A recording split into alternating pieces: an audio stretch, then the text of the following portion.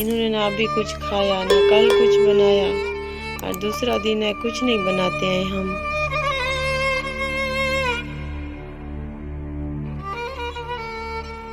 मेरे 3 बच्चे हैं मैडम साहबा। जो मेरा शौहर है ना, उसकी डेथ हो गई है।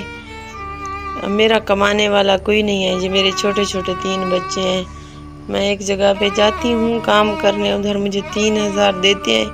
अब जो है ना, मेरा 3600 बिल आया हुआ है। मैं अब उस 3000 का बिल दूँ बिजली का, या घर का खर्चा करूँ, या इन बच्चों को खिलाऊँ? मैं कैसे गुजारा करूँ?